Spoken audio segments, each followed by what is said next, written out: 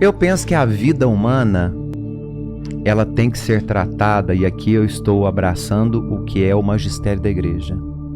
Ela precisa ser zelada e protegida desde a concepção até a sua decadência natural. Então, eu jamais serei a favor do aborto. Mas já respondo onde você quer chegar. E você tá falando como padre? Tô falando como pessoa civil, CPF. O Fábio. Fábio Marinho. Sou totalmente contra o aborto. É sua opinião CPF, sendo padre ou não. A minha opinião como pessoa civil é a mesma da Igreja Católica. Eu acompanho a igreja nesse pensamento. Não porque eu sou padre, pessoa civil, tá? Agora, jamais irei criminalizar uma mulher que faça isso. Jamais.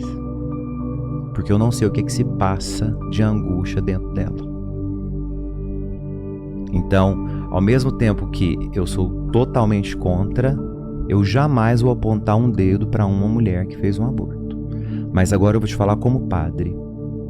Todas as confissões que eu ouvi de mulheres que abortaram foram as mais difíceis de serem ouvidas.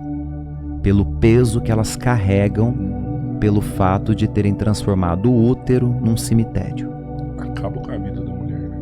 Eu nunca atendi uma mulher que tenha abortado que não tenha chegado aos pedaços dentro do confessionário. Mas hoje a gente vê feminista aí que fala que vai engravidar só pra abortar. Não dá pra julgar uma mulher dessa. Cara, eu julgo. O feminismo é uma ideologia que ela precisa de ser vista com olhos muito cuidadosos. Porque o feminismo não é negar o masculino. Não é antipatizar o masculino. E existe uma vertente que está desse lado, que é uma vertente extremamente equivocada, burra. Porque segue uma ideologia burra. Essas pessoas tinham que ter vergonha de se autodenominar feministas. Feministas todos nós somos quando nós desejamos que as mulheres tenham direitos iguais. Que elas não estão submissas à sociedade patriarcal. Que elas não têm que ganhar menos.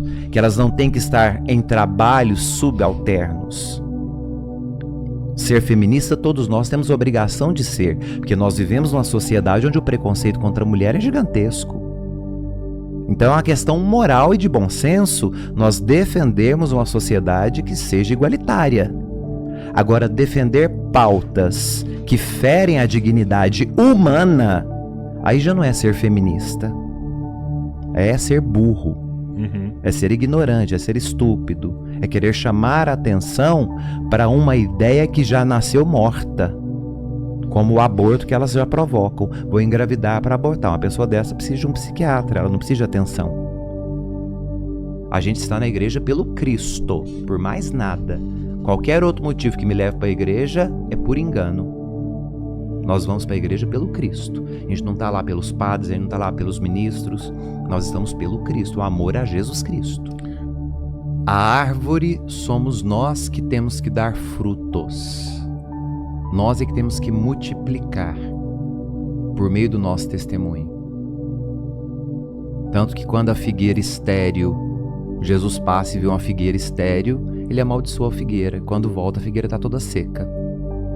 Ou seja, você está ocupando um lugar na igreja para quê? Se você, quando sai da porta para fora, não multiplica o que você aprendeu lá dentro. Nós somos multiplicadores daquilo que a igreja, que é mãe e mestra, nos ensina, inspirada pelo Espírito Santo que nos foi dado pelo Pai na pessoa do Filho. João escreve em código para as comunidades primitivas, ele escreve em grego e tem que ser em código para quê? Para evitar que os pagãos que eram contra o cristianismo tivessem acesso aos textos sagrados. As comunidades primitivas conseguiam decifrar. Foi tudo codificado. Tudo ali. codificado, tudo é símbolo. E aí hoje acontece essa zona que cada um interpreta Século de um jeito, XVI, né? Martim Lutero inventou de protestar contra a Igreja Católica, dizendo que só vale a Escritura. Então, com isso, deu livre interpretação para o texto. Então, hoje, qualquer pessoa que é analfabeta de pai e mãe pega uma Bíblia e se diz pastor ou pastora. Agora, quem são as ovelhas guiadas por ele é que eu não entendo. Tem que ser pior que eles, né? Ah, não pode julgar as pessoas guiadas por ele, pode? Lógico que pode, porque pode um cego guiar outro cego? Isso quem perguntou foi Jesus. Não. Pronto. Por que eu vou atrás de uma pessoa que não entende absolutamente nada e acredito que o que ela está dizendo é verdade? E por que a gente precisa tanto de sinais? Por que a gente precisa tanto de apocalipses? Por que nós precisamos tanto de gurus? Que busca é essa sempre de achar um salvador para tudo? O salvador é Jesus Cristo, todo o resto é invenção. Levei meus fiéis para Israel e estamos visitando o Santo Sepulcro, onde fica o túmulo de Jesus. E entrou um grupo de indianos. Como eles viram que eu era o padre que estava guiando o povo, ele me fez uma pergunta e fui falar em inglês com eles. Meu inglês não é o dos melhores, mas eu tentei explicar da forma que eu conseguia. Eles falavam: o que significa este lugar? Falava: aqui neste lugar nós cultuamos um túmulo. Eles falavam: e quem está lá dentro? Eu: ninguém. Eu falei: então o que vocês cultuam? Eles perguntaram. Falaram: a gente cultua o sepulcro vazio, porque se alguém tivesse ali dentro, a nossa fé seria estéril. Então nós vamos ali dentro ver o nada, porque o nada ali dentro para nós significa o tudo.